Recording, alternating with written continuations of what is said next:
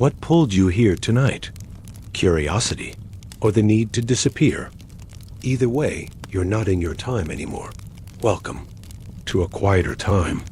Let the hum of the modern world drift away, like footsteps fading down a long stone hallway. Let the weight of the day ease from your shoulders.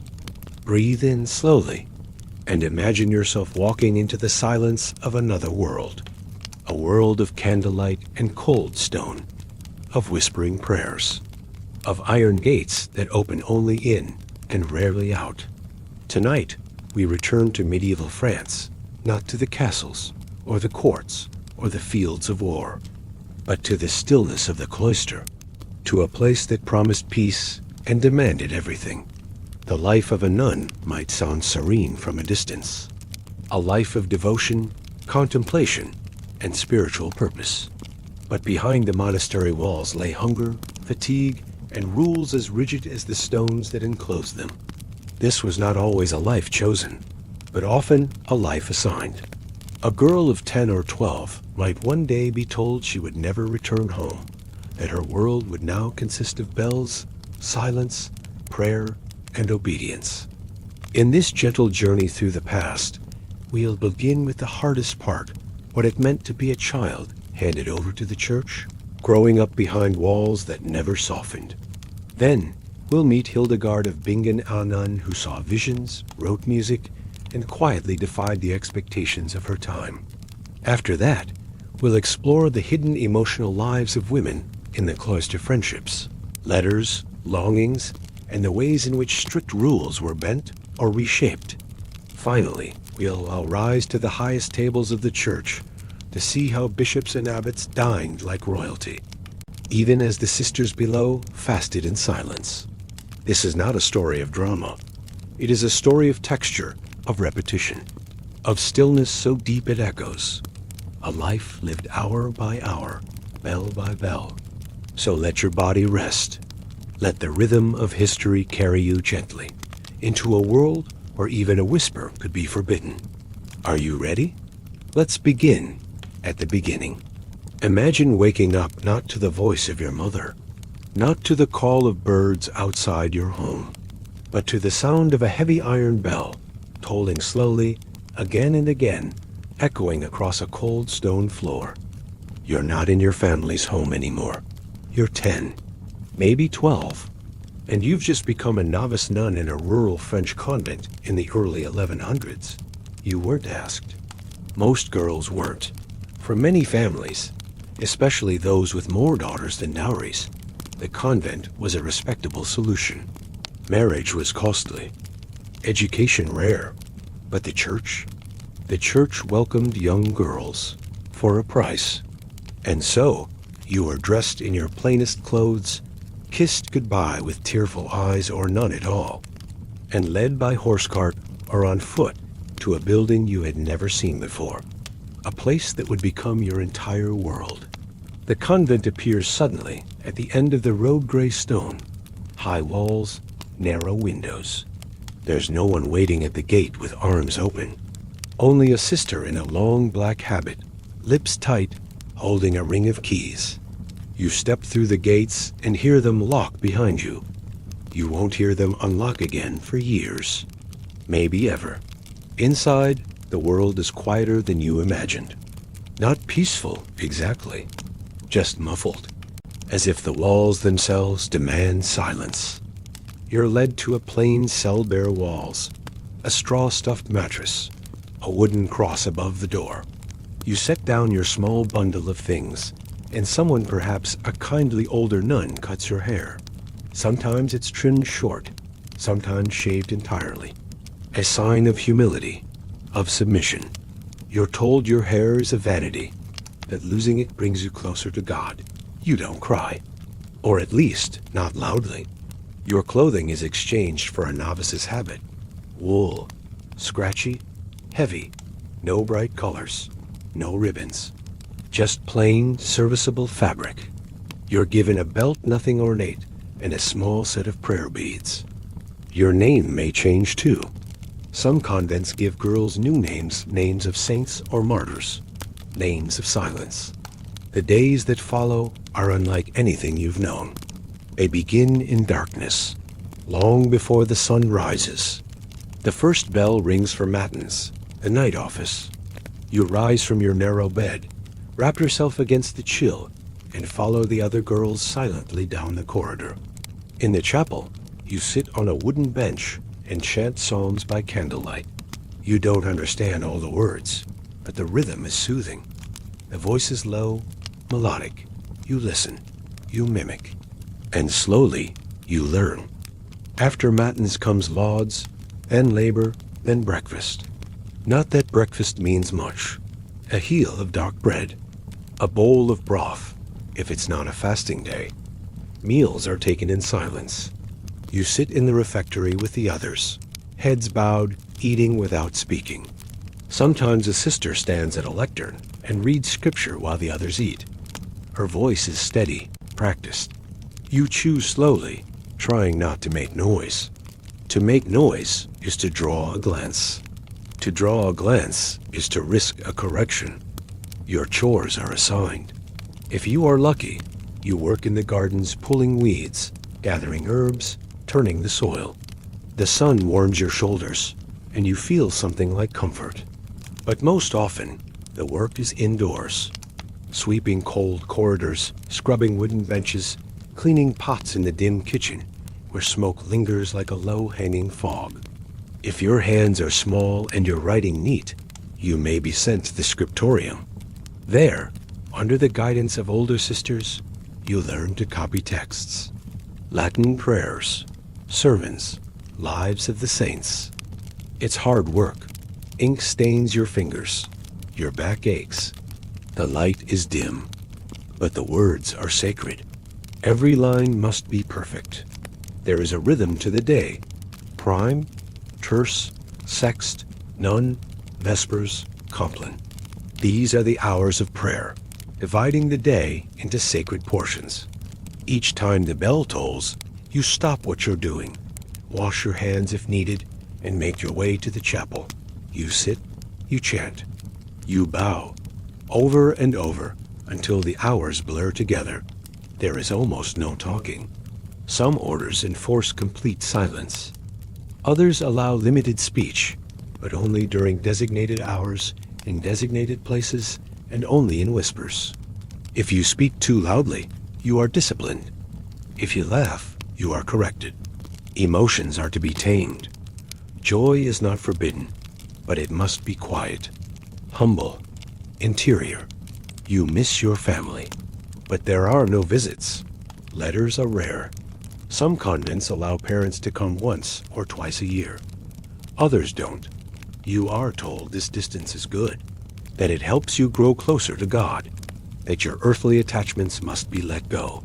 At night, you cry silently into your blanket, and no one asks why. The older sisters are not unkind, but they are firm. Their voices are soft, but their instructions absolute. You are taught to curtsy, to kneel, to avoid eye contact with men, especially priests. You are taught to serve without question, to obey without delay, to suppress your will, your thoughts, your desires. Sometimes there are punishments, a forgotten prayer, a careless mistake, a moment of disobedience. You may be assigned extra labor, given fewer rations, in some cases denied communion, in rare cases confined to your cell for days. You are told this is not cruelty, it is discipline. For your soul, you learn to measure time by bells and candles. There are no clocks, no calendars, only the liturgical year, the cycle of saints' days, fasts, feasts, and holy seasons. Lent is long and somber, Advent quieter still. Easter brings flowers to the chapel, but the routine remains. The rhythm never breaks. You notice that some girls grow quiet over time, quieter than required. They move slowly. They speak rarely. Something in them seems to shrink. Others adjust better. They find purpose in the order, the clarity, the solitude. They rise early, kneel longer, sing louder. You wonder which path you're on. The winters are long. The walls thick, the rooms cold. There is a fire in the main hall, but your cell remains chilled. You sleep in your habit, curled tightly under a thin blanket. Frost creeps across the stone. Your breath fogs in the morning light. You say your prayers with numb fingers. When illness comes, it spreads quickly. Colds, fevers, coughs that linger. There is no physician. Only herbal remedies, warm compresses, and prayer. Some recover, some do not. When a sister dies, the bell tolls low. The body is washed, wrapped, and laid in the chapel. You kneel beside it, reciting psalms through the night. Then she is buried in the convent yard. There is no weeping, only ritual. As a novice, you do not yet take final vows. That comes later at 15, sometimes 16. Until then, you are trained, tested, observed. You learn the rule of Saint Benedict, or whichever rule your order follows. You memorize it. You practice it. You live it. When the time comes, you stand before the abbess and the community. You recite your vows: poverty, chastity, obedience, and sometimes stability, a promise never to leave this place. You are veiled. The ceremony is quiet, sacred. You are now a bride of Christ. Your life, in the eyes of the church, is no longer your own. But you are still young, still learning, still wondering what might have been. You learn early that the convent doesn't forget. Every action, every hesitation, every whispered breath is noticed, not always punished, but always remembered. It's not cruel, just constant. A system designed to dissolve the individual into the collective. You are no longer a daughter, no longer a child. You are a sister now. The other girls are your peers, but rarely your friends. At least not at first. Everyone is adjusting. Some arrive weeping. Others arrive too numb to speak. And yet, together, you learn to survive this silence. You learn which nuns are kind, which are distant, and which demand perfection. You learn how to fold your blanket so no corner shows, how to kneel without shifting, how to say long prayers on cold stone without wincing when your knees ache. There are no mirrors. Vanity is discouraged. You may forget the shape of your own face. You see others' features in shadowed candlelight, in brief glances as you pass. But the focus is inward, eyes down, voice low, soul pointed toward heaven. Your thoughts are not meant to wander, but they do. During long chants, your mind drifts to smells from the kitchen wood smoke, onions, sometimes apples, to the chapel ceiling, high above, where cobwebs stir gently, to memories of laughter, sudden and sharp, now out of place here. Hunger becomes familiar, not sharp, not dangerous, just constant. The meals are predictable. Dark bread, sometimes a thin soup, rarely cheese or eggs. On feast days, there may be fish. On fast days, only water. You are told to be thankful, and you are, even as your stomach groans quietly during Covelin. Once a week, there is confession. You kneel before the priest and name your failings. Distraction during prayer, feeling impatient, wishing you were elsewhere. He absolves you in Latin. You rise, slightly lighter, though nothing much changes. Bathing is rare and carefully ordered. You might be assigned a bath once every 2 weeks, sometimes less in winter. Cold water, a cloth, and no one to help. Modesty remains, even alone. You scrub quickly, efficiently. Cleanliness is important, but not indulgent. There is no scented soap, no soft towels, just the discipline of care. Some girls are assigned to the infirmary. They tend to the elderly nuns who can no longer walk easily, whose hands tremble, whose memories falter. You learn how to spoon broth slowly, how to change linens without waking someone, how to hold a hand until the tremors pass. The old ones rarely speak. When they do, their words come out like breath through leaves dry, fragile, full of memory. And then there are the funerals. quiet, modest, ritualized. When a sister dies, her body is washed and wrapped by her fellow nuns. You may help. The scent of rosewater and beeswax fills the room. Psalms are read aloud as you sew her into her burial shroud. There is no embalming, only reverence. She is laid in a wooden box, plain and unadorned, and carried to the chapel. You sit vigil through the night in shifts, praying, barely moving. At dawn, she is buried behind the convent, marked by a small stone. No grand markers, no epitaphs. Just her name, perhaps, if she had one still remembered. Years pass like seasons. Quiet, repetitive, sacred, restrained. You may rise in rank. You may take final vows. You may become a full sister, and later, perhaps, a subprioress or even abbess. Or you may remain where you began, faithful, obedient, invisible.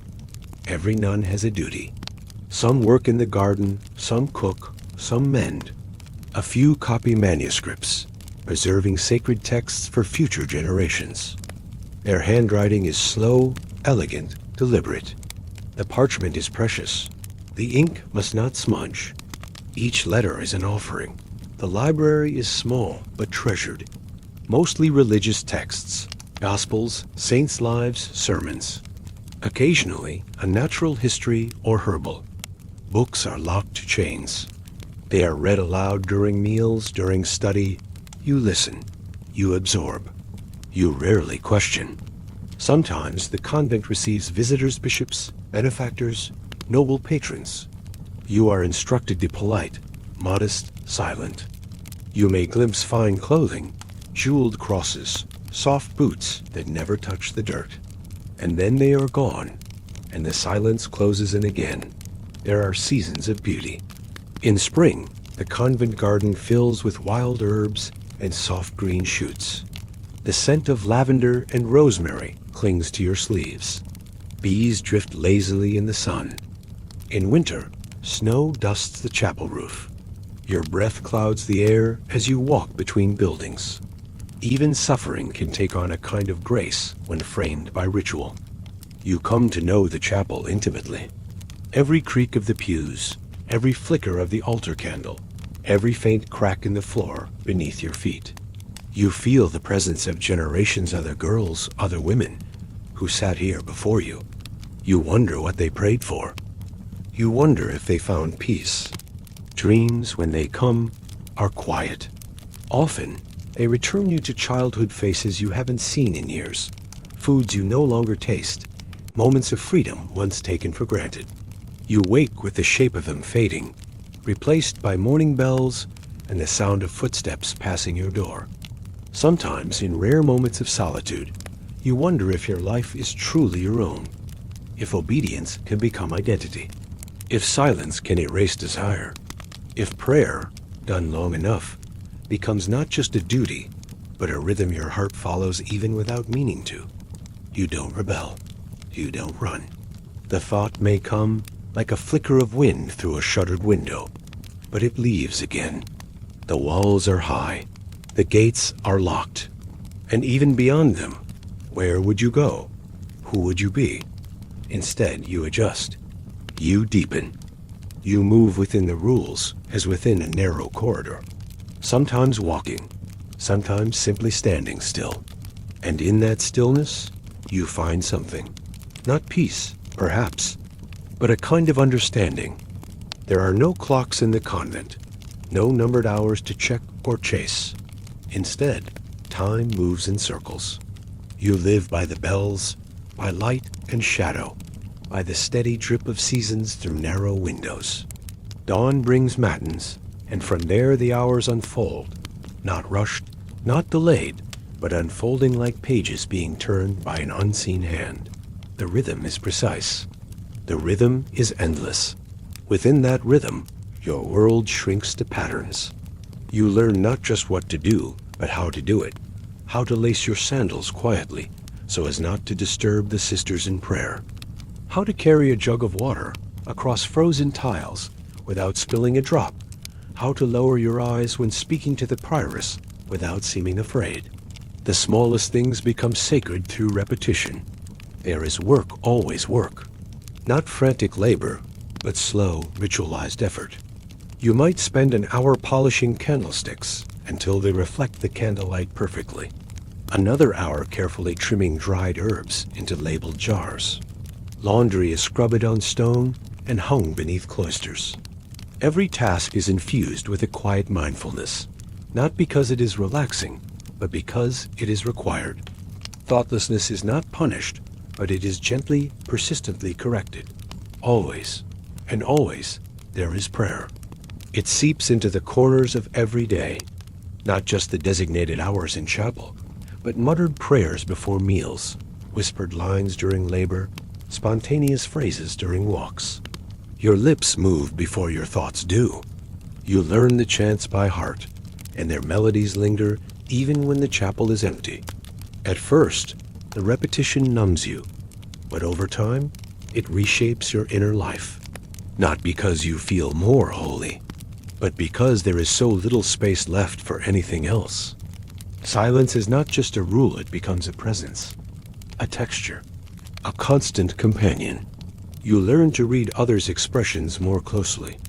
You start to understand what a sigh means, a glance, a gesture of the hand. You begin to think in quiet, 2 sentences in your mind soften, slow, unravel into half-thoughts that drift away.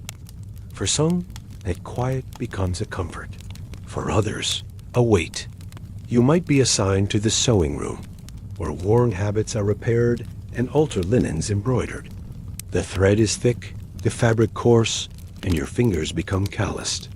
Some sisters are skilled needlework passed down to them from mothers they barely remember. Others are clumsy, but persistent. You sit side by side, not speaking, stitching the same line over and over. Every altar cloth, every vestment must be perfect. Outside, the seasons leave their mark on the stone walls. Moss creeps in the damp corners. Snow piles in the cloister walks. Rain leaves the chapel smelling of wet wood and wax. You watch birds come and go through the high windows. You never leave. The world outside becomes something half-remembered, like a dream you can't hold on to. There are moments of joy. They're small, quiet, an unexpected sweet in the kitchen on a feast day, a brief conversation in the garden when no one is watching, the first flowers of spring violets pressing through the mud, a hymn sung in perfect harmony, a night where no one coughs, and sleep comes easily. You hold on to those things, not because they change your life, but because they soften it. And then, there are the days that hurt in ways no one talks about. You hear whispers of a girl who tried to run away, perhaps only a rumor, perhaps true. She was returned, they say. Quiet, pale, her eyes empty. She said nothing for weeks.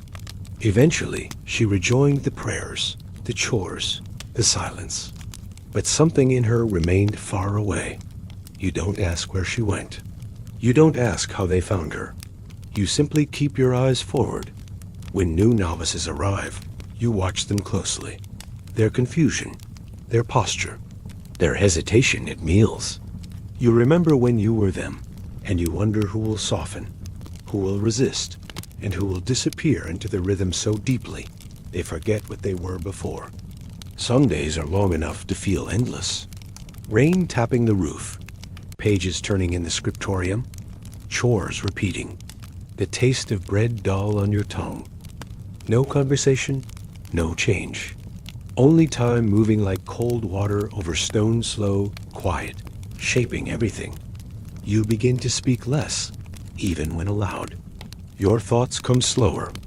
Emotions arrive like visitors from far away.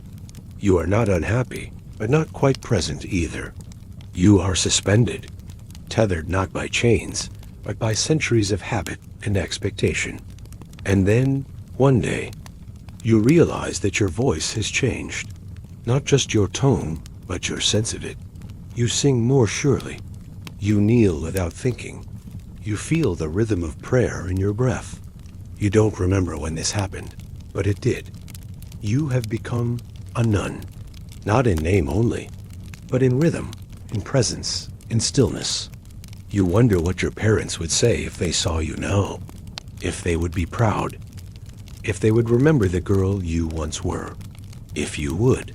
And then the bell rings again, and you rise.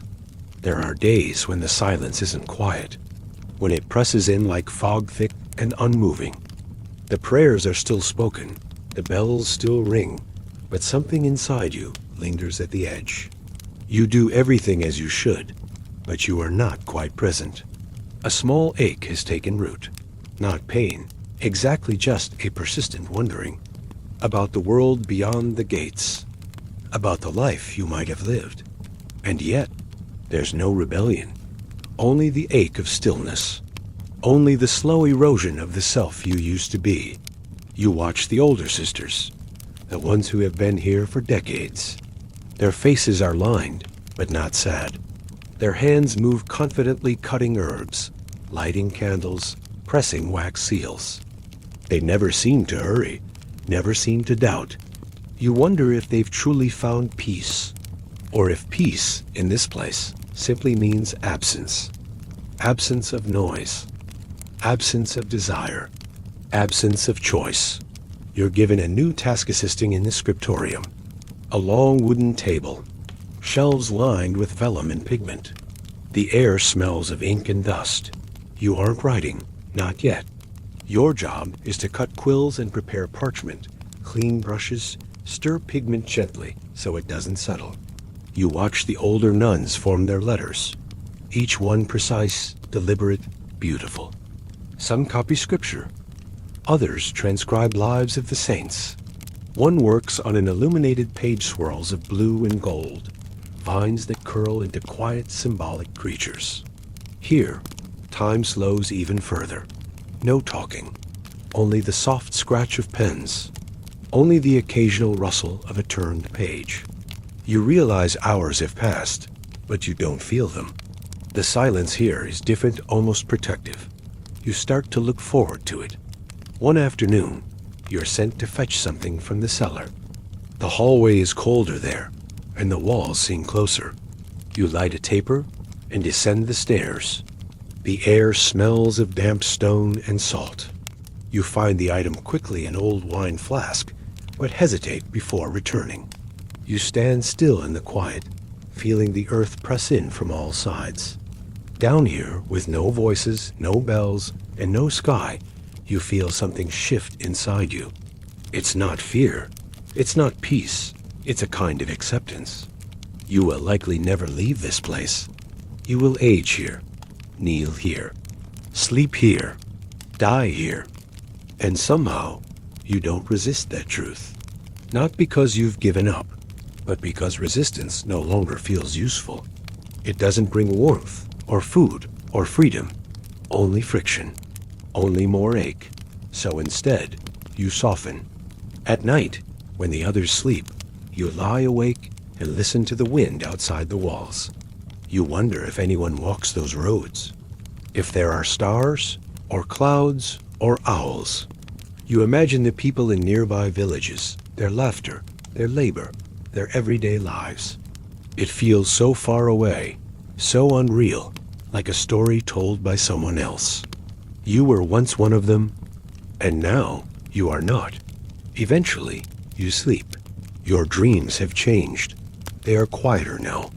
Sometimes, they are simply echoes of your day prayers repeated in your sleep, candles that never blow out, bells that chime just beyond hearing. There are no choices here, but there are moments. And moments, once you notice them, become sacred in their own way. A warm patch of sun in the garden, the first snowflake landing on your sleeve, the brief, passing smile of a sister who rarely speaks, the smoothness of polished wood beneath your fingertips in chapel. You begin to realize that the convent hasn't erased you, only redrawn you. The girl who entered, wide-eyed and uncertain, no longer lives behind your eyes. She's not forgotten, just quiet now, folded beneath your habit like a letter you once meant to send, but never did. And yet, in ways you never expected, you've become something more. A listener, a keeper of rhythm, a silent watcher of the turning world. You're not free, but you are steady. Not happy, but not lost. In the end, maybe this life wasn't meant to offer peace. Maybe it was meant to offer pattern. And in that pattern, you've become part of something older than memory. A stillness that stretches across generations. A life lived not in moments of triumph, but in repetition, in devotion, in quiet. You close your eyes and listen. A bell rings in the distance, and you rise. She was born into silence. Not the physical kind, not yet, but a deeper, quieter silence.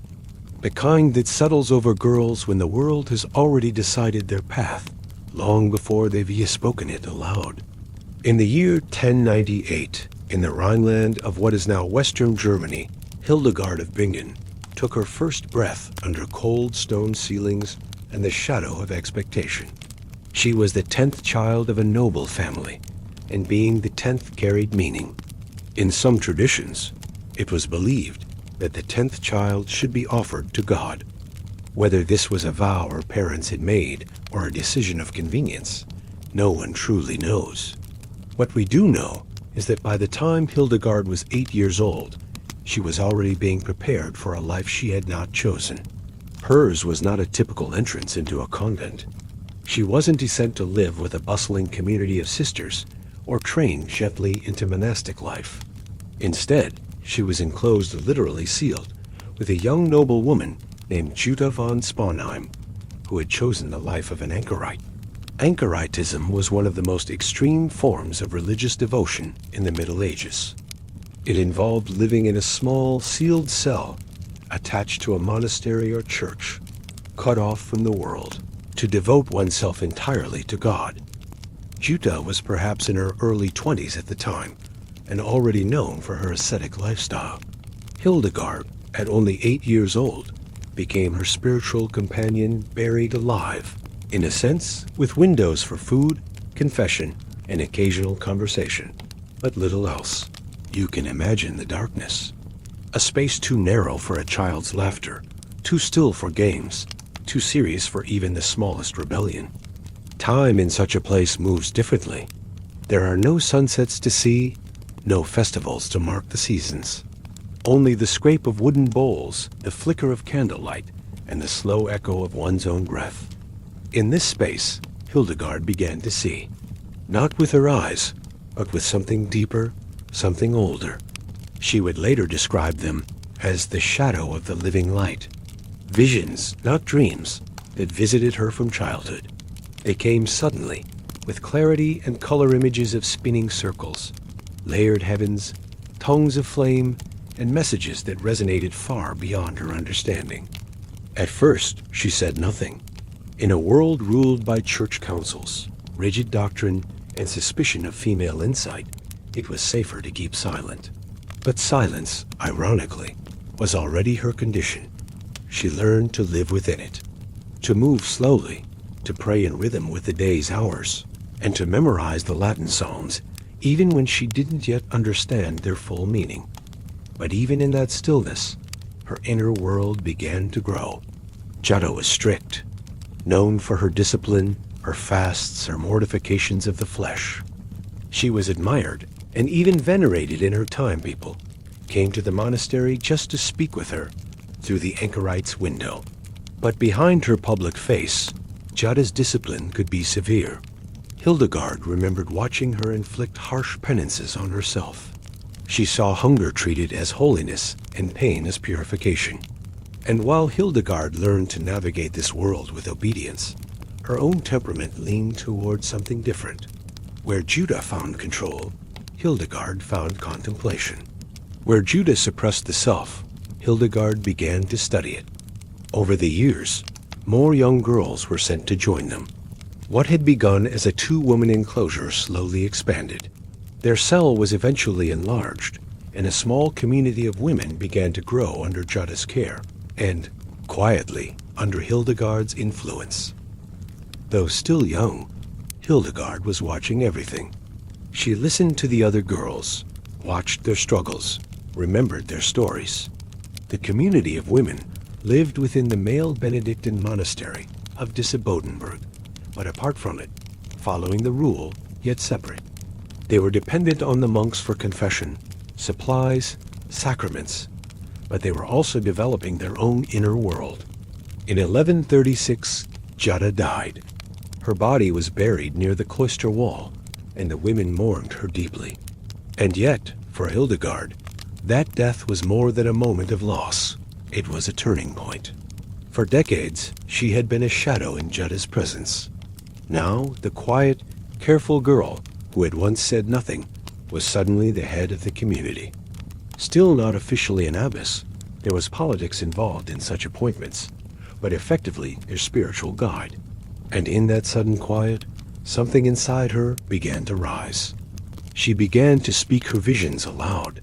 It was a cautious beginning. She confided in one monk, then another. Her visions were not chaotic or wild. They were structured, theological, often built around intricate metaphors and cosmic order. They were vivid, yes, but they made sense. She began to write them down, aided by her confessor, a monk named Volmer, who would become one of her closest allies and scribes. And for the first time in her life, her voice began to echo beyond her cell. The church took notice. In a time where female mystics were often dismissed or worse, accused Hildegard's visions found approval.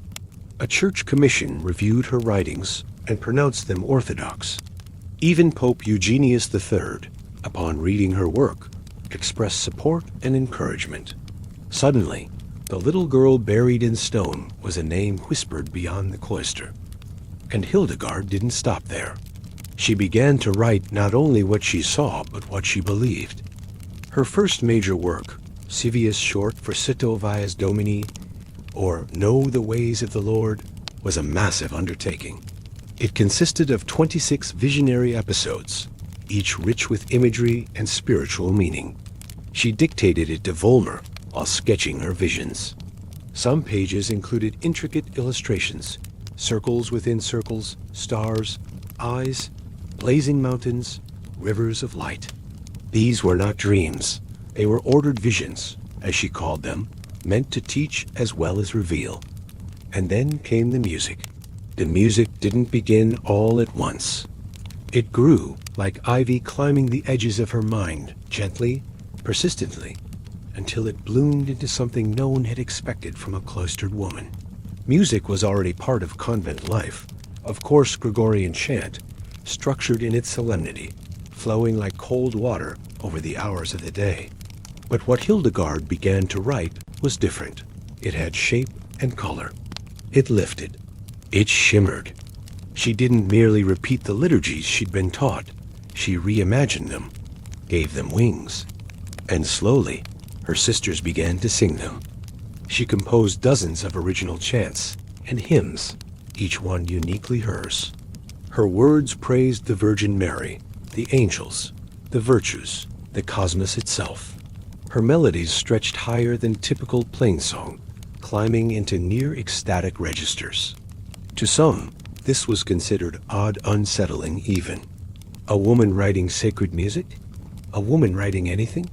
But Hildegard's status as a visionary gave her an unusual amount of permission. Her visions had come from God. After all, in her music, she insisted, did too. She believed that singing was a reflection of heavenly harmony, that the voice, raised in beauty, was a way to join in divine order. But these weren't just religious compositions. They were a statement. A woman composing. A woman leading. A woman creating a soundscape so intricate and radiant that even choirs of trained monks had difficulty replicating it. Her most famous collection, the Symphonia Harmonia Celestium Revelationum, Symphony of the Harmony of Celestial Revelations, was not merely music. It was theology set to sound. Her lyrics read like poetry.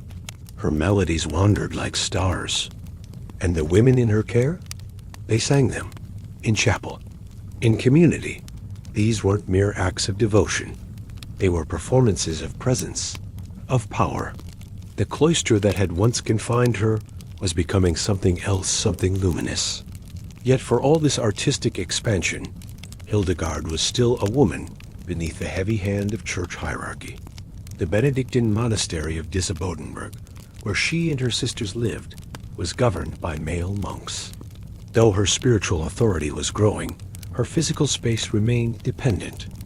She was not yet an abbess in title, and the more her fame spread through letters, music, and whispers, the more she began to feel the limits of her position. And so, in one of the most remarkable moments of her life, she made a decision few women would have dared. She resolved to leave. It wasn't a matter of faith. It was a matter of freedom. Hildegard had a vision that she must establish her own independent convent place, not under the direct control of male superiors. She chose a site on the Rupertsberg, near Bingen, overlooking the Rhine. A beautiful location, but also a bold one. She didn't ask for permission. She demanded it. The monks resisted, fiercely. Losing Hildegard would mean losing status, influence, and resources. And so began a long struggle of letters, appeals, and resistance. The monks argued that moving would disrupt the spiritual lives of the women, that it wasn't proper, that it wasn't allowed. Hildegard answered with silence, then sickness. She claimed that resisting the divine call to found a new convent had made her physically ill. And in time, her condition worsened to the point where even her enemies grew uneasy. Eventually, perhaps fearing they were opposing God's will, the monks relented. And so, Hildegard moved her community to Rupertsberg. There, she truly began to bloom. She was now in full command, her own abbess, her own space, her own rule. The convent was built carefully, stone by stone, with gardens and dormitories and places for contemplation. It became a haven for noble-born women seeking a spiritual life with structure and purpose. And under her guidance, it became something even more. It became a cultural center, a place of letters, music, medicine, and mysticism, a place where silence was not submission, but a container for creative fire. Hildegard wrote constantly, letters to bishops, abbots, noblemen, and even emperors. She advised, chastised, warned. She offered spiritual counsel, political critique, and theological reflection. Her letters were not polite. They were sharp, clear, and unafraid. She believed herself to be a vessel through which divine wisdom moved. And so she did not flinch, even when addressing the most powerful men in Christendom. She told them when they were wrong. She urged reform. She scolded corruption. And remarkably, many listened. They listened because she wasn't merely a woman with opinions. She was a woman with visions. That gave her authority others couldn't match. And with each passing year, she gained more confidence, more control. Her community thrived, and her writings multiplied. She began to write about the body. She saw the body not as a burden to be punished, but as a reflection of divine order. In a time when women's bodies were so often regarded with suspicion, shame, or silence, Hildegard of Bingen wrote about them in detail, not just as a physician, but as a mystic, a philosopher, and a woman who had learned to listen closely to the subtler movements of life. She understood the cycles of blood and breath, the rhythm of digestion and pain, the swelling and receding of illness. But she also understood how the body could become a metaphor, how skin and sinew could reflect the cosmos, how organs echoed the harmony of creation. To Hildegard, the body was not just a shell. It was a landscape, a microcosm, a sacred map. Her medical writing was astonishingly ahead of its time. She gathered her observations into works like Physica and Causa et Curae texts that detailed hundreds of plants, stones, animals, and their medicinal properties. But these weren't just lists of remedies. They were observations steeped in theology, intuition, and a deep respect for natural balance. She believed in the concept of viriditas, a Latin term that roughly translates to greening power. It was the divine life force that ran through all living things, not just plants, but people. A kind of sacred vitality, always growing, always striving toward balance and wholeness. To treat illness, she wrote, one must restore that balance. Physical symptoms were rarely just physical. They reflected imbalance in the spirit, the soul, the surroundings. And so, healing wasn't about conquest. It was about realignment, about harmony. She prescribed herbs like fennel, betony, and hyssop. She advised moderation in eating, rest, and prayer. She saw the seasons not just as agricultural cycles, but as spiritual mirrors. Spring was youth, summer, strength, autumn, decline, winter, contemplation. And yes, she wrote about sex, carefully, thoughtfully. In an age when female chastity was idolized and female sexuality demonized, Hildegard did something radical. She acknowledged it. She described the physical sensations of intimacy.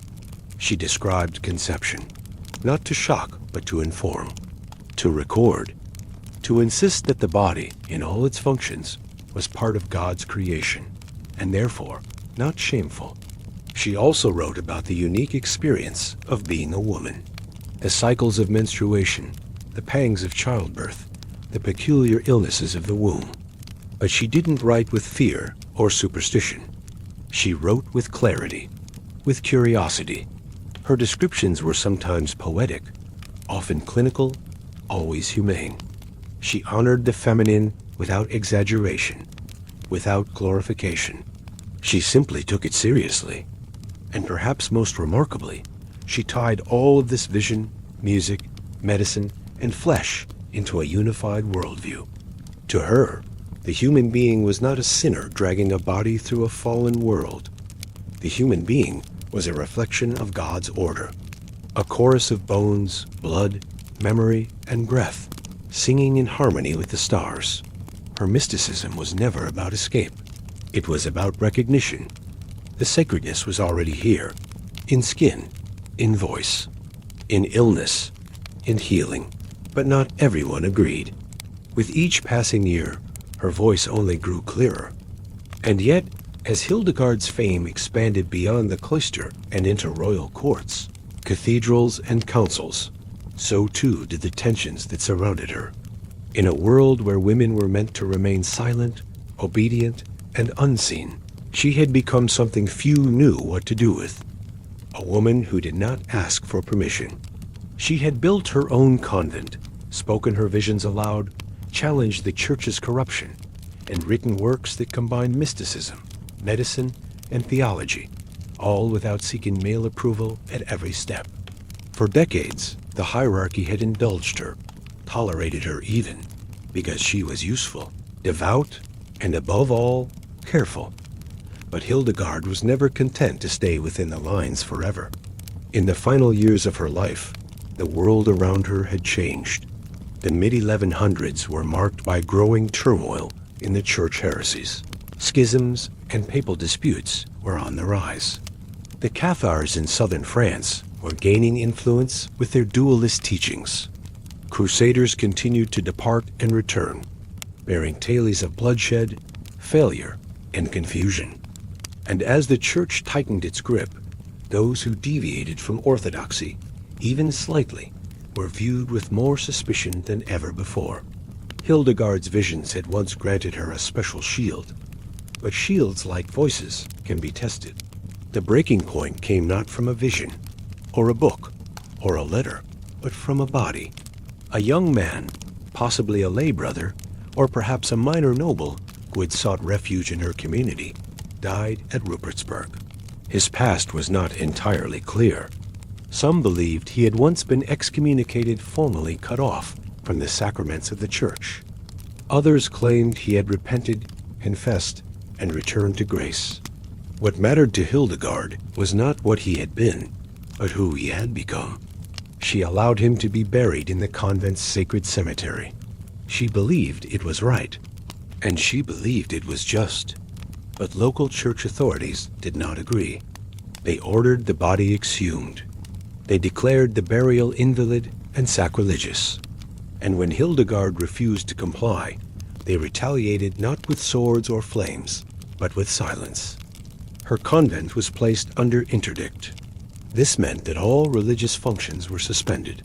No Mass, no Eucharist, no singing of the divine office. For a community built around rhythm and worship, this was more than punishment, it was erasure. The silence must have felt different than the silence she had chosen in her youth. This was not contemplative, it was imposed. A void where there should have been song, prayer, and communion. And yet, Hildegard did not bend. She appealed. She argued. She cited theological texts, canon law, and above all her conscience. She insisted that the man had been reconciled to the church before death. She insisted that his burial was proper. And she insisted that removing his body would violate his dignity and God's mercy alike. The standoff lasted for months, and throughout it, the sisters remained loyal. They fasted in silence. They endured the absence of the sacraments. They waited. And finally, the church relented. The interdict was lifted. Her decision was upheld. And with that, Hildegard, now in her 80s, had won her last battle. It is tempting to imagine her final years as peaceful.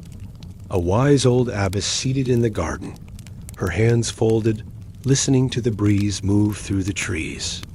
And perhaps, in moments, it was like that. But she never truly stopped working.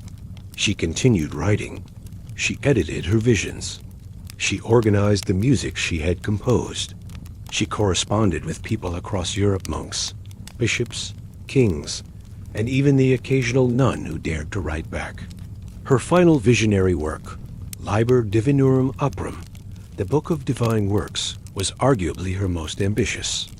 It wove together her theological insights, her understanding of the cosmos, her views on humanity, and her vision of God's purpose for the world.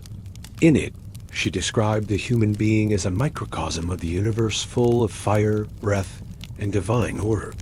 Her language was sweeping, almost cosmic, but always grounded in lived reality.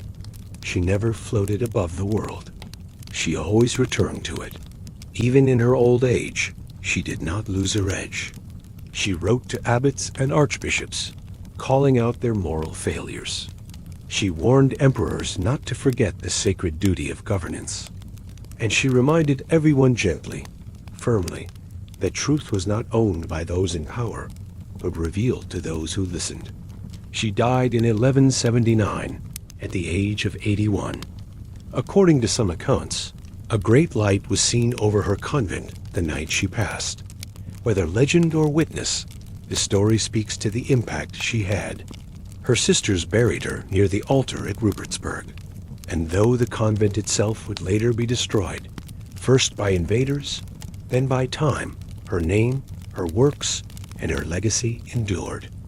Centuries later, she would be rediscovered. Her music, preserved in parchment and song, was revived by early music specialists.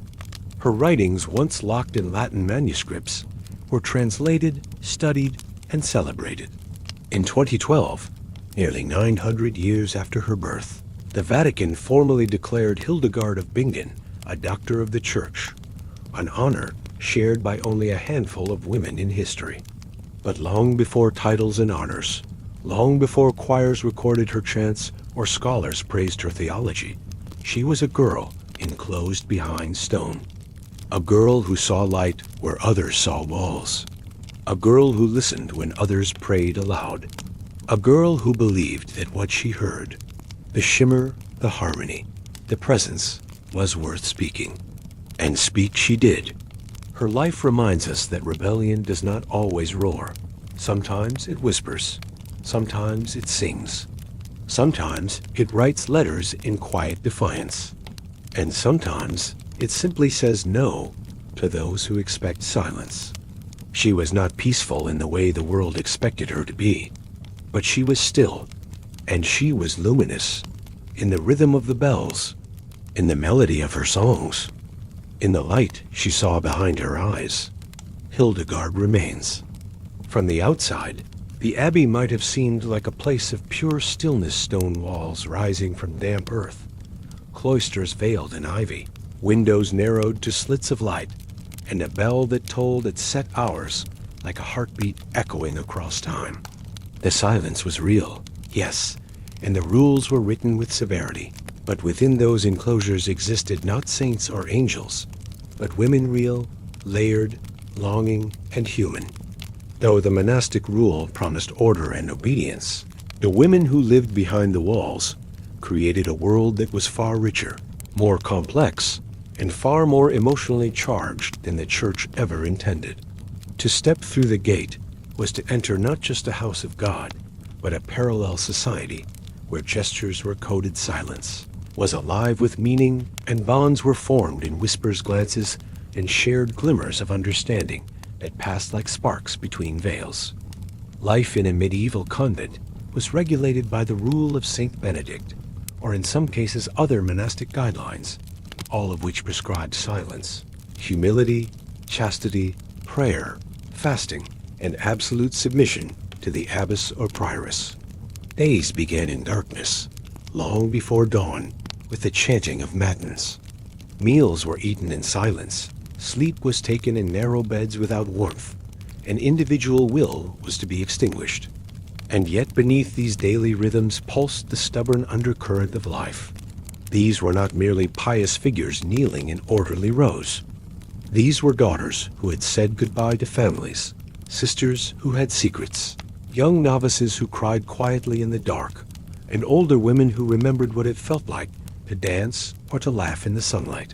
The church, for all its rigidity, could not entirely contain the human heart. And so, across centuries and across Europe, we find evidence letters, marginal notes, court documents, confessions of the secret lives that flourished inside abbey walls. Some of the most revealing pieces come from letters exchanged between nuns, sometimes preserved by accident or hidden away in the bindings of unrelated manuscripts. They speak in a language that is subtle but unmistakable affections, cloaked in religious metaphor, desires folded into lines of Latin prayer. In one 12th century correspondence, a nun writes to her beloved, "Your image is before my eyes more vividly than the crucifix." Another laments the loss of her friend, who has been sent to another house, writing, "Each bell I hear reminds me of your voice." These were not mere poetic flourishes. They were windows into emotional landscapes that stretched far beyond the expected bounds of duty. Some of these bonds may have been platonic, intense in a spiritual and emotional sense. Others may have crossed into physical intimacy. But regardless of where they fell on the spectrum of closeness, they were real, they were cherished, and they were carefully hidden. Cloisters were built to keep the world out, but they could not fully keep out longing. For many young women, the convent was not chosen but assigned. Girls as young as 7 or 8 were pledged by their families, either for economic reasons or to fulfill religious obligations. Once inside, they were groomed for a life that offered little personal freedom. And yet, the intensity of communal living, the proximity, the sameness of daily rhythms, the constant silence could create powerful emotional attachments. These women saw each other in their most vulnerable states, in prayer, in punishment, in illness, in grief. They shared bedding during times of overcrowding. They comforted one another after discipline. They served one another when sick. In that closeness, in that unrelenting togetherness, something more than obedience often took root. Abbeys also had their own systems of quiet rebellion. Rules were strict, but they were enforced by women who had once been novices too, who remembered what it felt like to chafe against the rule. Punishments ranged from penance and fasting to more severe forms of discipline, but they were inconsistently applied. Abbesses often wielded near total control over their houses, and their own personalities shaped the life within. Some were harsh and humorless, maintaining the rule with iron resolve. Others were motherly, turning a blind eye to minor transgressions. And so, in these gray spaces, loopholes formed. Letters were smuggled in and out, sometimes with the help of trusted servants or clerics. Visitors were occasionally allowed. Noble families wielded influence, and the church was often reluctant to offend powerful patrons. Even confessions could become occasions for coded messages. A visiting confessor might serve as a messenger, knowingly or unknowingly carrying whispered sentiments between separated lovers or close companions. In larger abbeys, with dozens of women and multiple buildings, it became even easier to slip between rooms, to share a smile, to pass a note, or to sit quietly beside someone who made the silence feel less heavy. There are accounts of nuns weaving their own hair into embroidery gifted to another sister. There are rumors of poems scratched lightly into the undersides of wooden benches. And there are stories, though hard to verify, of women caught together in moments that broke more than just the rule. The records of church investigations, where they survive, often mask what truly happened behind euphemism and ambiguity. But the very fact that such investigations occurred tells us something. The church feared what intimacy could do behind closed doors. Of course, not all secrets were about love or longing. Many were about identity. Some nuns questioned the very structure of their lives, not always aloud, but in the way they lived them. Some found creative ways to bend the rule. A few wrote texts under male pseudonyms, contributing to theological debates or copying banned books into the convent library. Some turned to herbalism and healing, maintaining knowledge that skirted the line between sanctioned medicine and folk practice. Others used the confessional not for cleansing, but for gathering information learning which sisters had spoken out of turn, which had received unauthorized visits, which had grown too close. In this way, abbeys became microcosms of power, a web of secrets and silence, obedience and resistance, surveillance and solidarity. There were spies. There were allies. There were those who clung to the rule with trembling faith, and those who wore it like a costume. The line between discipline and manipulation was thin.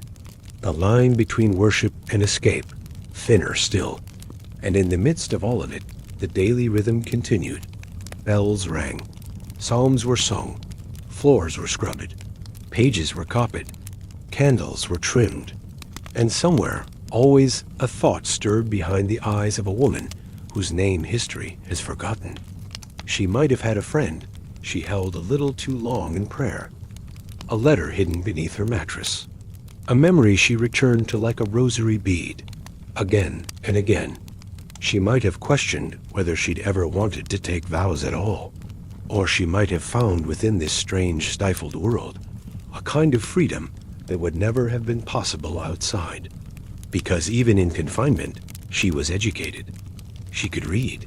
She could write. She could lead other women. She could sing her own songs. The church gave and took in equal measure. And in the space between those gifts and losses, the secret life of the Abbey took root, not in loud defiance, but in small, persistent truths that no rule could fully extinguish. If you were to walk slowly through a cloister on a misty morning, your feet soft on the stone, your breath rising in the cold, you might imagine that little ever happened within those walls. And yet, the deeper one looks, the clearer it becomes that the monastery was not a place outside of life, but rather a tightly folded corner of it. Entire emotional ecosystems developed within these sacred boundaries, quiet dramas played out in glances, in copied lines of scripture, in the subtle shift of seats during mealtime. The formal rituals, so visible from the outside, mass, processions, readings, were only the surface. Beneath them, like water moving under ice, were entire realms of informal relationships, social hierarchies, alliances, rivalries, and emotional intensities that the rule never accounted for. Young novices often arrived wide-eyed and overwhelmed, navigating unfamiliar rhythms and strange expectations. They clung to older sisters for guidance, and in that clinging, deep bonds sometimes formed bonds that might have resembled mentorship or maternal affection, or sometimes something more ambiguous. An older nun might find herself protective of a particular girl, watching her progress, encouraging her, choosing her to help prepare the altar or tend the herb garden. That favoritism, though rarely spoken aloud, could shift the social gravity of the community. Others noticed. Whispers gathered like mist. Sometimes the attachments faded. Other times they grew so intense that they disrupted the delicate balance of Abbey life. Emotional favoritism could lead to jealousy or isolation, or, in the worst cases, formal intervention by the abbess. Even where nothing untoward occurred, the intensity of constant proximity made the emotional stakes higher. In a world without casual conversation, a single smile could linger in memory for days. A gesture of kindness, an extra slice of bread passed under the table, a shared cloak on a cold walk to the chapel, could bind two people in quiet solidarity. These relationships were not all romantic, nor all innocent. They were simply human, complex, nuanced, shaped by longing, by boredom, by the aching need to be seen. And in the absence of other outlets, they often took on outsized importance. When a sister left, whether transferred, punished, or taken ill, the emotional vacuum could be sharp, even devastating. Letters might be sent through secret channels, or nothing at all might remain except a hollow seat at meals and a name no longer spoken aloud. Monastic records sometimes hint at discipline meted out for excessive familiarity, though they rarely define the term. Sometimes the evidence comes from confessions, either voluntary or coerced, preserved in court documents or local church inquiries. In one abbey, a sister was disciplined for frequenting the cell of another with undue frequency. In another, a nun was relocated for fond behavior and neglect of silence. These phrases are vague by design. They suggest without saying, but even in their opacity, they speak volumes. They reveal a fear not just of rule breaking, but of intimacy that could not be contained, measured, or controlled. And yet, despite those fears, the sisters remained close. Emotional intimacy was part of survival. Just as important as those bonds were the systems of subtle power that developed within the walls.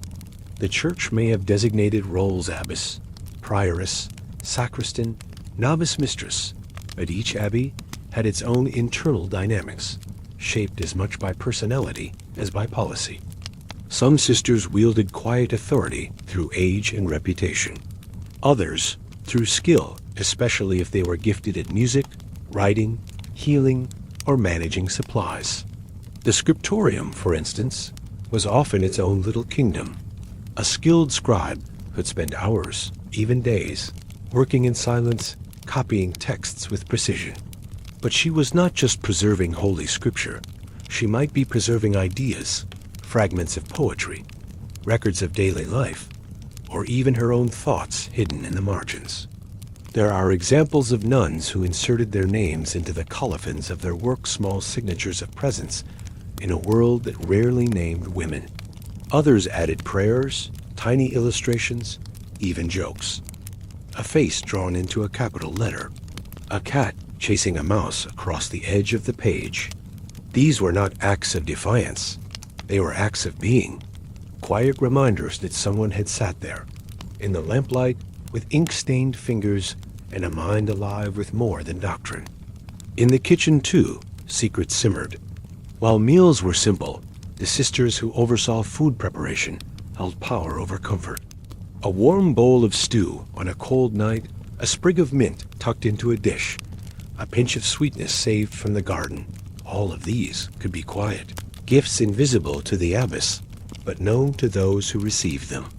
In some communities, the gardener was a source of gentle magic-growing herbs that soothed pain, easing monthly discomforts, or preparing teas that encouraged rest. Herbal knowledge passed between women in whispers and gestures, part memory, part faith. And occasionally, this knowledge crossed into territory the church did not officially approve. Charms, amulets, tinctures, remnants of folk traditions that had no place in theology but had never fully disappeared. An abbey might outwardly reject such things, but behind closed doors, they endured. Even art became a form of coded life. Illuminated manuscripts produced by nuns were often more expressive than those made by male monastics. Margins bloomed with flora, with angels, with strange beasts and gentle faces. Some abbesses commissioned entire visual cycles, telling sacred stories with flair and symbolism. One famous example is the Hortus Deliciarum, compiled by Herod of Landsberg, an encyclopedic work that combined theology, science, music, and visual art, created by and for the women of the convent.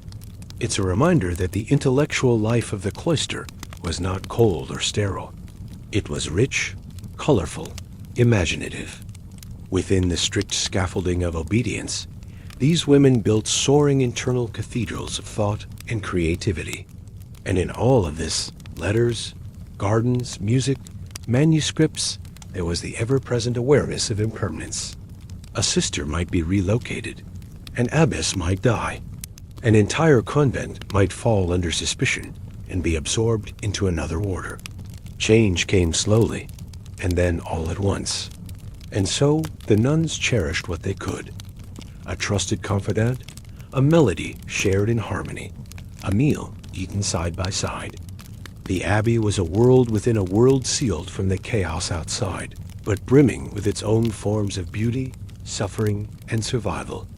If one could have spent a full day and night within the walls of a medieval abbey, not as a visitor, but as an invisible presence, moving quietly through the hours, it would have become clear that silence did not mean emptiness. In fact, it often meant the opposite.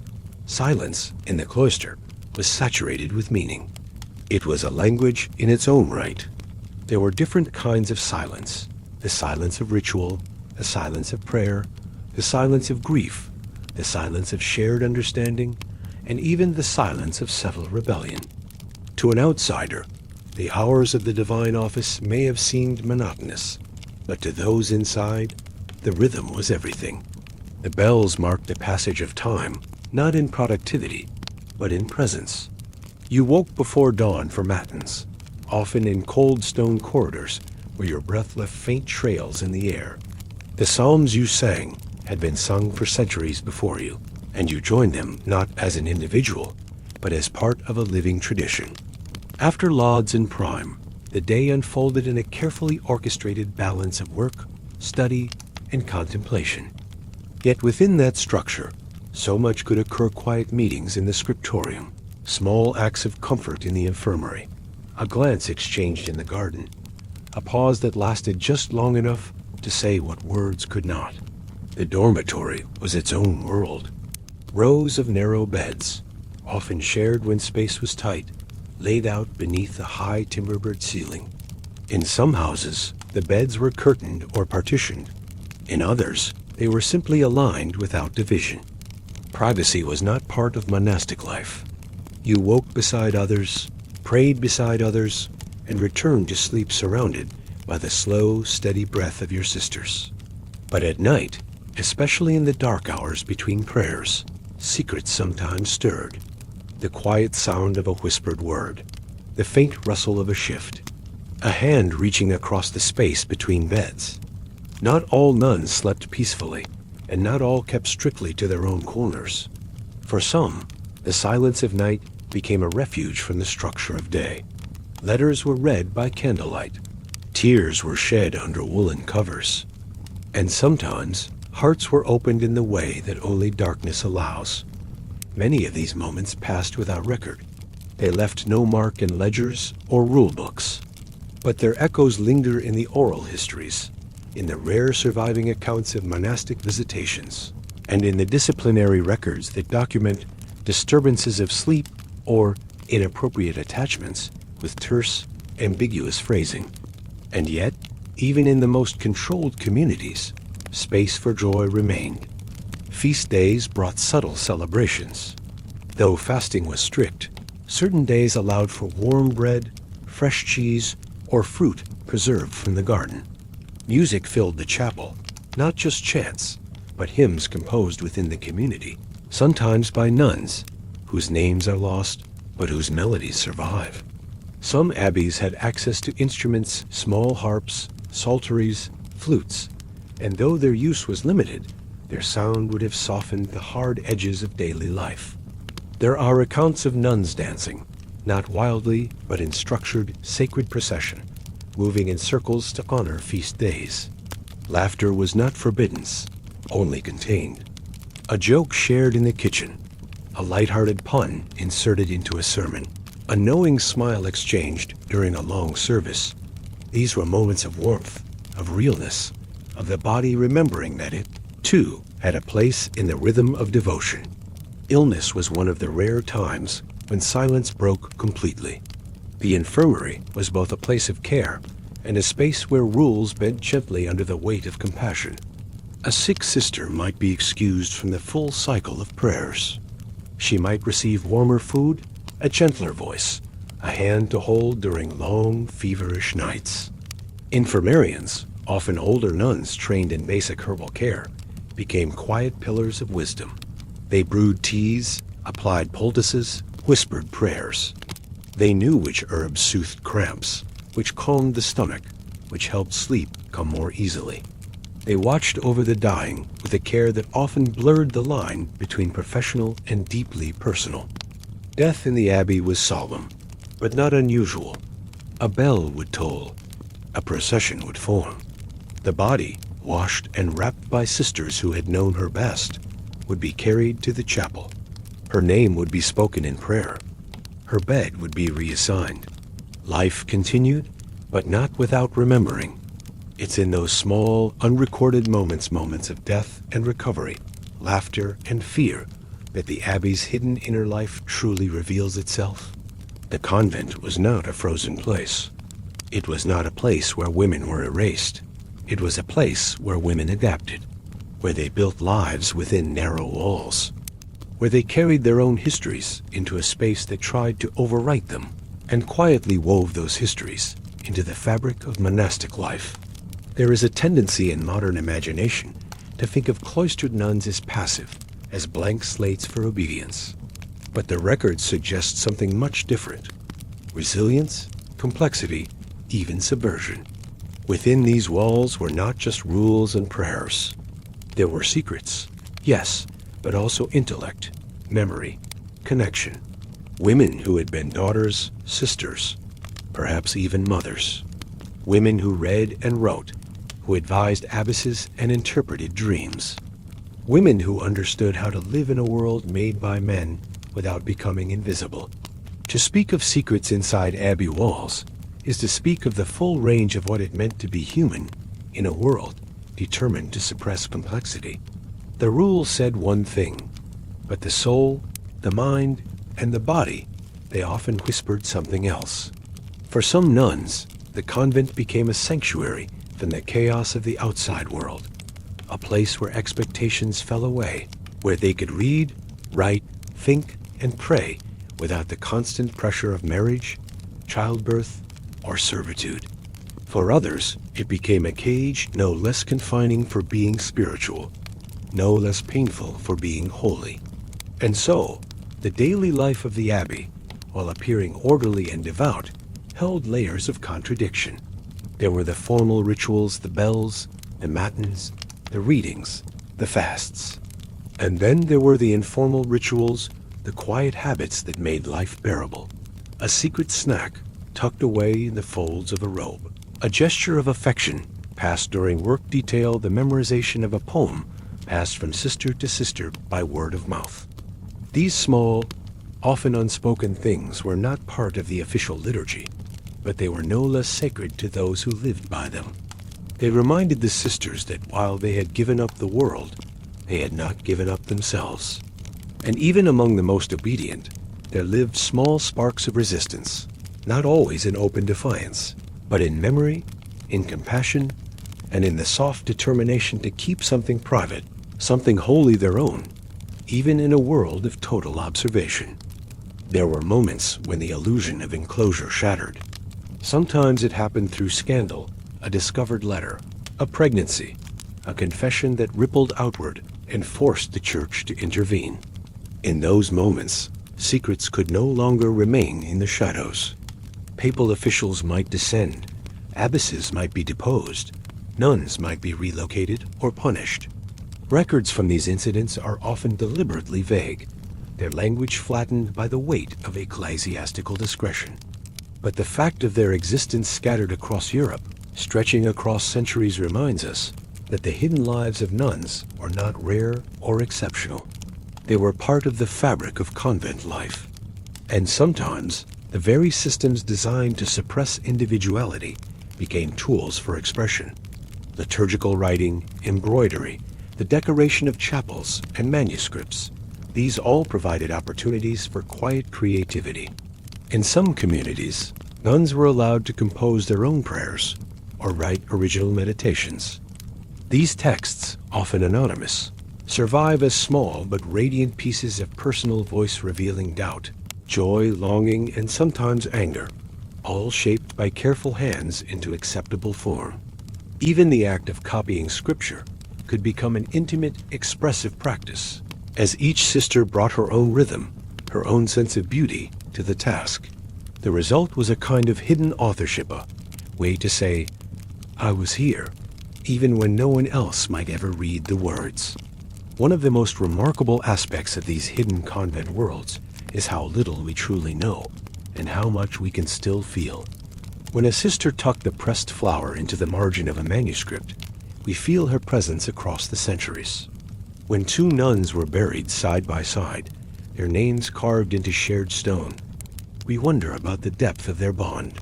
When we read the records of disciplinary councils discussing inappropriate closeness, we glimpse the edges of emotions too complicated to record directly. These fragments do not give us full portraits. They offer shadows, outlines, echoes. And yet, sometimes, those echoes are more powerful than full voices. Because they remind us that within every Abbey, 'neath every rule and ritual, there was a quiet insistence on being fully, completely human. Not perfectly obedient, not perfectly pure, just present, thinking, feeling, hoping, wondering. And so, when we imagine cloistered life, it's important not to flatten it into caricature. It was neither pure peace nor constant repression. It was both and more. It was a space carved out by the church, but filled in by the women themselves. Some found purpose. Some found heartbreak. Many found both, over and over again. In these walls, histories were preserved not just of saints and abbesses, but of everyday women whose names we do not know. Women who whispered prayers with joy and with confusion. Women who loved quietly or not at all. Women who followed the rule. And women who bent it gently, almost imperceptibly, until it made space for their hearts. The hidden lives inside the Abbey were not loud. They were not dramatic. They were slow, rhythmic, and full of small gestures that added up to something deeply real. A hand resting on another's shoulder during a difficult reading. A silent exchange of glances when a visiting priest said something cruel.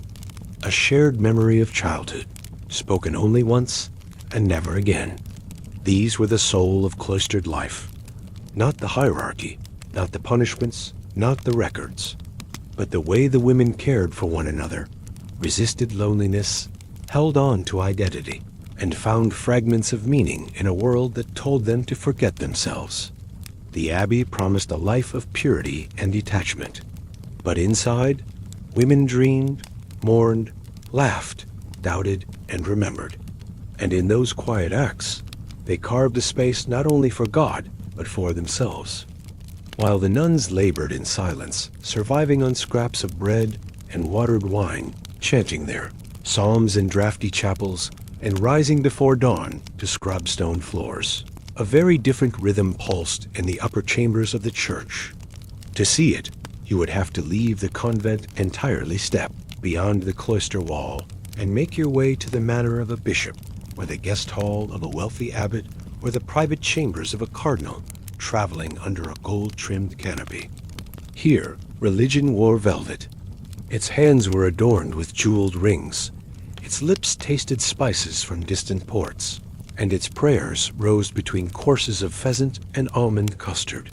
It might seem strange at first, this contrast between poverty and plenitude, between vows of humility and feasts of indulgence. But in the Middle Ages, The church was not simply a house of worship, it was a kingdom. It owned land, armies, vineyards, and mills. And at the top of its vast structure were men who governed not just souls, but entire regions, ruling from stone palaces with wealth that rivaled the nobility. They were supposed to be shepherds, but many lived more like kings. A bishop's banquet was no simple meal. It was an orchestrated display of authority, generosity, and divine favor. Tables were laid with linen cloths, pewter dishes, and silver goblets, signs of status in a world where most still ate from wooden bowls. The kitchens bustled with servants, preparing game birds glazed with honey, river fish poached in wine, trenchers of white bread piled high with roast meats, and sweetmeats shaped into flowers or crosses. Spices were used not only to flavor the food, but to signal access: pepper, saffron, ginger, cinnamon, all imported at enormous cost. The aroma of these feasts would have filled the stone halls, rising with the heat from the hearth and mingling with the smoke of beeswax candles. Wine flowed freely, especially for honored guests, local lords, foreign emissaries, or visiting abbots. And always, at the head of the table, sat the bishop in his robes, not the plain wool of the parish priest, but embroidered vestments edged in gold thread, his staff of office resting nearby, a ring on his hand large enough to press a seal into wax. This was not gluttony in secret. It was pageantry, presented as proof of God's favor. And yet, just a few miles away, a convent might be fasting. The sisters might be counting out dried beans into chipped bowls, eating their supper in silence as the bell marked the close of another cold day. For many devout believers, this was not a contradiction. The church taught that those in higher office were meant to reflect divine abundance, to demonstrate the richness of heaven's promise. Their wealth was seen as symbolic, their feasts as ritual. But for others, including some within the monasteries, this disparity created unease. How could a bishop dine on capons and custard while his flock starved? How could abbesses be asked to deny even the smallest pleasures while their male superiors lived in comfort? Some nuns wrote about this tension in the margins of their prayer books. Others, like Hildegard of Bingen, addressed it more openly, questioning the balance between authority and virtue. But most simply endured it, folding their questions into silence, watching as the church moved forward in gilded procession, while they remained behind, on their knees, reciting prayers to a God whose stewards feasted without restraint. To better understand how this contradiction endured, how the bishop's banquet coexisted with the nun's fast, we have to step deeper into the social fabric of medieval religious life. The church was not simply a spiritual institution. It was the largest landowner in Europe, the most literate class, the gatekeeper of salvation, and a political force with influence stretching from dusty village chapels to the marble courts of Rome. Its wealth was not accidental. It came from tithes, from taxes, from the rents of peasants who lived on church land, from the offerings of nobles hoping to secure divine favor, and from the careful accumulation of rights and privileges over centuries. When a young noblewoman was sent to a convent, her dowry might not simply disappear. It would enrich the abbey, fund construction projects, or, more often, trickle upwards to the bishopric that governed it. Meanwhile, when a local bishop received a gift of wine, or a barrel of salted fish, or a pouch of rare saffron from a traveling merchant, that too was folded into the great ritual of hospitality. Every meal, every feast, every shared loaf of bread with a guest became a demonstration of the church's divine benevolence and worldly mastery. Hospitality in this context was not just kindness, it was power made visible. A bishop who fed 10 could impress a village. A bishop who fed 100 could control a region. And so, banquets were not casual indulgences, they were strategic theater. These gatherings often followed elaborate schedules, timed to coincide with feast days, ecclesiastical visits, or seasonal harvests. Choir boys might be brought in to sing. Local musicians might perform between courses. The table would be arranged according to strict hierarchies, with clergy, nobles, and scholars seated in descending order of importance. Even the serving of dishes followed a pattern lighter fare first, followed by meats and spiced sweets. Bread was cut ceremonially. Grace was intoned in Latin. The presence of God was invoked at the start and end of each meal, though rarely in the middle. That space, those hours between prayers, belonged to negotiation, to political alliance, to the exchange of news and favors. A visiting abbot might petition for land. A nobleman might hint at offering his second daughter to a convent. A local lord might seek blessing for his soldiers before a campaign. And all of this took place beneath vaulted ceilings, in chambers warmed by great fires, beneath paintings of saints who watched in silence as platters were emptied and wine was refilled. This was the church's secular heart, beating strong beneath its sacred skin. Meanwhile, in the convent kitchens, there was a very different kind of preparation underway. On those same feast days, the sisters would rise early to scrub the refectory, to prepare the meager meal permitted under the rule. Perhaps there would be a special addition, a spoonful of honey, a thin slice of cheese, a small pear from the orchard, but there would be no roast meats, no dancing, no wine. The nuns ate in silence as a single sister read aloud from Scripture, her voice rising and falling beneath the clink of wooden spoons against ceramic bowls. These meals were meant to nourish without delight. And yet, even here, the echoes of the wider church could be felt. The abbess might receive word that the bishop would be visiting in 3 months, prompting weeks of cleaning, mending, and preparation. A few hens might be fattened. The garden might be carefully weeded, the best herbs picked for tea. Because while the sisters could not feast like bishops, they were expected to host one with grace.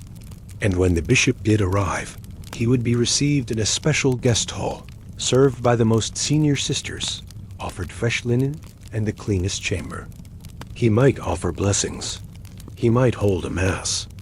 He might never even speak directly to the novices whose hands had cleaned his sheets or stirred his soup. But his presence, like his wealth, was felt throughout the abbey like a distant tide pulling, shaping, reminding. This vast gap between the sacred ideal and the lived reality created a quiet tension that rarely exploded, but never disappeared. It lived in the margins, in the sighs of nuns who labored while clergy dined, in the private writings of mystics who longed for a simpler church, stripped of gold and ceremony, in the sermons that praised humility while being delivered from pulpits carved in ivory. Some reformers within the church noticed this imbalance and tried to correct it. Monastic reform movements, like those of the Cistercians, emphasized austerity, simplicity, and a return to the hard labor of early Christian communities. Cistercian abbots wore plain robes, refused rich foods, and forbade elaborate decoration in their churches. They criticized their more opulent Benedictine counterparts, accusing them of hypocrisy and indulgence. Yet even within these stricter orders, privilege crept in. Patrons still donated, bishops still visited, and abbots still governed like lords. The structure of the church made it difficult to live outside the system of hierarchy and reward. And for women, especially, there were few avenues of protest. A nun who questioned her bishop risked not only discipline, but exile. Her abbey might lose its privileges, its funding, its standing. And so, protest often became subtle. A poem hidden in a prayer book, a letter sent through a trusted monk, a devotional image painted with unapproved symbolism. What's striking is not simply that this disparity existed, but that it endured. For centuries, bishops continued to host feasts while nuns ate boiled leeks. Cardinals wore scarlet robes lined with fur, while sisters patched their habits again and again. And yet, somehow, the church did not collapse under the weight of this contradiction. Perhaps because both worlds, the banquet and the fast, served a purpose. One showed God's glory. The other showed human humility. One demonstrated the power of the institution. the other, the piety of its most obedient servants. Together, they formed a narrative that allowed the church to maintain control while appearing righteous. And within that narrative, each individual bishop, abbot, nun, novice found their place, or tried to. But beneath that placid surface, questions continued to stir. How could Christ, born in a stable, raised by a carpenter, who walked barefoot and washed the feet of his followers, how could that Christ be served by men who dined on silver platters? It was a question whispered in convent dormitories, pondered in the quiet hours before dawn, and written into the visions of mystics who saw the church as both bride and betrayer. Some of these women, Julian of Norwich, Catherine of Siena, even Hildegard, voiced their concerns with care, cloaked in visions and metaphors. Others remained silent, fearing the consequences. But the question never fully vanished. It remains even now, a reminder that the church, like any human institution, carried its own internal conflicts between devotion and display, between service and status, between the promise of God and the power of men. To understand just how far the bishop as Banquet diverged from the daily rhythms of devotion practiced in the cloister, we must step beyond the stone walls and view the greater machinery of the church as it functioned in the world. While the convent represented withdrawal, a retreat from the world into spiritual discipline, the bishopric often represented engagement. A bishop's world was not contained within cloistered gardens or echoing chapels. It spilled outward into cities and courts, onto farmland and battlefields, into guild halls and royal negotiations. He was both administrator and diplomat, priest and politician. As such, the banquet was not simply indulgence, it was performance. Every platter, every guest, every token of hospitality was a symbolic assertion of control. The banquet affirmed that the bishop had means, that he had alliances, that he could dispense both food and favor. And yet, this very performance demanded resources. The food served at a bishop's table did not appear by miracle. It came from the labor of others' cooks, butchers, servants, brewers, gardeners, and tenants who paid their tithes not always in coin, but in the produce of their fields. A single feast might consume weeks of preparation and deplete the stores that had been filled over long seasons of harvest. And while the bishop dined, the peasant who raised the goose or tilled the grapevine might be fasting or worse, starving. The contradiction was obvious, even to those within the church, and yet it was rarely addressed outright. Instead, it was wrapped in theology. The bishop's wealth was not his own, but God's. His banquets were not gluttony, but divine celebration.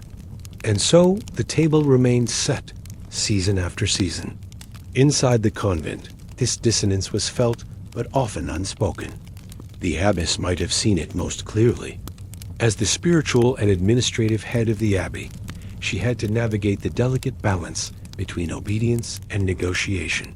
She managed not only the souls of her sisters, but the budget of the house, the rent rolls, the correspondence with bishops and benefactors, the supervision of lay workers, and the occasional diplomacy required when conflicts arose. If the bishop summoned her, she came. If he inspected the property, she showed him the books. If he offered suggestions on liturgy, on staffing, on property rights, she nodded and considered how best to comply without surrendering too much control. She walked a tightrope daily, her authority derived from the rule, from tradition, and from her own skills, but always under the shadow of male oversight. And yet, some abbesses wielded considerable soft power. Through careful diplomacy, through correspondence with noble families, through subtle manipulation of alliances, they could shape their houses into centers of learning, of quiet reform, even of resistance. But they could never fully escape the feast and fast dichotomy. They might serve a simple lentil stew while their bishop, only miles away, dined on venison soaked in wine. They might wear wool patched for the 5th time while he commissioned new robes lined with fur. And they had to find peace in this imbalance, or at least a way to live with it. To the younger nuns, especially those who had entered the convent in childhood, this contrast might seem less political than existential. For them, the life they knew was one of rhythm, repetition, and renunciation. They woke in darkness. They bathed infrequently, often in cold water. They ate what they were given. Their days passed in the cycle of the office, punctuated by labor spinning, sewing, tending the garden, copying texts, caring for the sick. Their personal space was limited to a cot and a shelf. Their voices were mostly limited to prayers or chants. They were taught that their sacrifices pleased God, that their renunciation of pleasure elevated their souls. And perhaps, in many ways, this brought them peace. But the occasional glimpse of church wealth of gilded chalices, of visiting priests in gleaming robes, of bishops in ornate carriages may have stirred quiet questions. Why were some called to serve in hardship, and others in ease? Why did some represent the body of Christ in silence and sweat, while others did so in sulk and song? These questions were not often voiced aloud, but they lived in the pause between prayers, in the tight grip on a rosary, in the downward glance when a feast was mentioned. Outside the Abbey, the spectacle of ecclesiastical wealth was not always received passively. Among the common people, criticism of clerical excess simmered quietly for generations. Folk songs, tailies, and even graffiti hinted at dissatisfaction. Jests about fat friars, drunken monks, or lazy bishops found their way into taverns and marketplaces. The idea that church officials dined too well while their flocks suffered was not new, and it became more pointed in times of famine, plague, or war. When crops failed and children went hungry, the sight of a bishop's procession with its banners, trumpets, and perfumed clergy could provoke resentment. And within the church itself, voices of dissent began to grow louder over the centuries. Preachers like John Wycliffe in England and Jan Hus in Bohemia challenged not just the wealth of the church, but the theology that justified it. They were condemned as heretics, but their words echoed nonetheless, carried from village to village, feeding a growing unease with the banquet that sat so comfortably beside the fast. Reform was coming, but slowly, unevenly, and with great resistance. And within the Abbey walls, the nuns continued their quiet work watching, perhaps listening, but rarely speaking aloud the thoughts that came while scrubbing floors or tending the sick. And so, the church remained a house divided between those who served in silence and those who ruled in splendor, between the call to humility and the temptation of power, between the nun at her needle and the bishop at his feast. It was not an open war. It was a slow, persistent tension, woven into every corner of religious life. And within that tension, the women of the cloister endured, adapted, and in their own quiet way, persisted. And so we come to the final contrast, the slow, simmering dissonance between the purity preached and the privilege practiced, between the daily hunger of the cloistered nun and the overflowing platters laid before the church as elite. For centuries, this gap persisted quietly, almost invisibly, veiled in incense and ritual, shielded by ornate vestments and the gilded glow of power. But beneath the surface, within Abbey walls and beyond them, a subtle shift was beginning to take shape, not a rebellion, not a collapse, but a long, slow reckoning. Across Europe, murmurs turned to questions, and questions began to echo in the minds of those who had long accepted things as they were. The sisters in their refectories, the monks in their scriptoriums, the parish priests in their cold little parishes, they all lived within a structure that asked them to fast while their leaders feasted, to obey while their superiors indulged. And over time, some began to record their unease, not loudly, not with flames or fists, but in letters, in ledgers, in marginalia, beside the Psalms. A subtle critique emerged not of faith, but of hierarchy, not of God, but of the human choices made in God's name. And these quiet observations were not merely about food or clothing or comfort. They were about the very meaning of devotion. What did it mean to live a holy life? Was it measured by robes and rings, or by humility and service? Could true piety survive beneath stained glass and gold leaf icons, or did it require the plainness of wool and cold stone? To walk through a bishopess hall, and then through a nun's cloister, was to pass between worlds. In one, firelight danced on goblets. In the other, shadows pooled on bare walls. In one, laughter rose over roast meats and music. In the other, silence pressed like a second skin. And yet both were considered sacred spaces. Both were homes of the church. Both claimed to serve the same God. This paradox sat at the heart of medieval religious life, and it was not lost on those who lived it. Even the bishops themselves were not always blind to the contrast. Some, racked by guilt or inspired by reform, gave up their luxuries, endowing hospitals or funding poorhouses. Others, nearing death, renounced their wealth, choosing to be buried in plain robes, without pomp. And within the convents, some abbesses took quiet stands refusing gifts that came with strings, shielding their sisters from exploitative visitors, redirecting funds to feed the sick instead of polishing chalices. These were not acts of rebellion, but of resilience. They were ways of shaping the faith into something more sustainable, more sincere, more human, because the real power of the convent was not in its rules or walls, or even in its prayers. It was in the women themselves, in their capacity to hold contradiction with grace, to live in obedience without surrendering thought, to find meaning not in the absence of struggle, but in the quiet endurance of it. The bishop's banquet, for all its splendor, was fleeting. The meats were eaten, the wine drunk, the guests departed. But the memory of those feasts lingered in the ledgers and the letters and the quiet resentment of those who served them. Meanwhile, the nun's life went on, day after day, year after year, mostly undocumented. Her work was not remembered with ceremony, her sacrifices not carved into stone. But she sang the psalms while others slept. She mended robes and tended the sick. She buried her sisters and wrote in margins. She endured long winters, long fasts, long silences. And in that quiet persistence, she left a different kind of record, not one of power, but of presence, of being there, of surviving the contradiction, of keeping faith, even when it was strained thin. Her life, though often unseen, carried the weight of the church just as surely as the bishop's ring or the abbot's staff.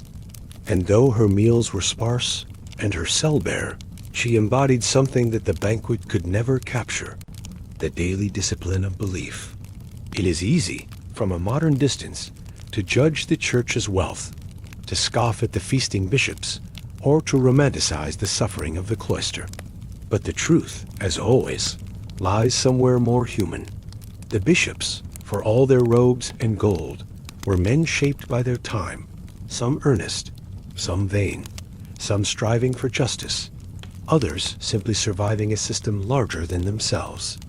The nuns, for all their quiet, were not passive relics. They were thinkers, writers, healers, teachers. They were young girls turned into women behind stone walls, and some found peace while others found only repetition. And yet all of them, from the high halls to the hidden cells, lived within a church that tried to contain the infinite within human hands. Sometimes it succeeded, often it failed, but always it endured. And perhaps that is why the image of the bishop's banquet still resonates not as a symbol of corruption alone, but as a mirror of the church's complexity, of its hunger for transcendence, of its entanglement with power, of its yearning for beauty, even when it came at a cost. And so, as we bring this long, quiet journey to a close, we might return to the table, not the one laden with gold and pheasant, but the simple one in the convent refectory. Picture it, the sisters seated in silence, steam rising from bowls of lentils, The sound of a single voice reading aloud from Scripture, the flicker of candlelight on stone. It is not dramatic.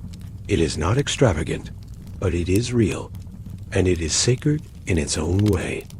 Because here, devotion is not declared with trumpets, but lived in silence. Here, faith is not adorned, but worn thin from daily use. And here, the contrast between decadence and discipline fades, not because it disappears, but because it becomes something quieter, something that hums beneath the surface, never quite resolved, just present, like the echo of prayers in an empty hall, like the slow rhythm of footsteps on ancient stone. So now, let your thoughts drift, slowly, gently, back out of the cloister. We've walked through cold chapels and candlelit cells. We've seen young girls offered to the church, like coins placed on an altar. We've heard the voice of Hildegard echo through time, stubborn and sacred. We've paused behind the walls to glimpse quiet rebellions, whispered affections, and lives lived between the lines. And we've stepped into the high halls of the church, where the scent of roast meats and the shimmer of gold veiled contradictions too vast to name. And now we leave it all behind. The silence, the chanting, the stone. It remains there, still, waiting. But for you, this journey closes. As you lie still now, in your own room, centuries away from that world, let yourself rest in the knowledge that you've wandered far tonight through hardship and hope and forgotten rhythms. The cloister fades, the bells quiet, the prayers end, and in their place, only stillness. Sleep now, and let the past keep watch.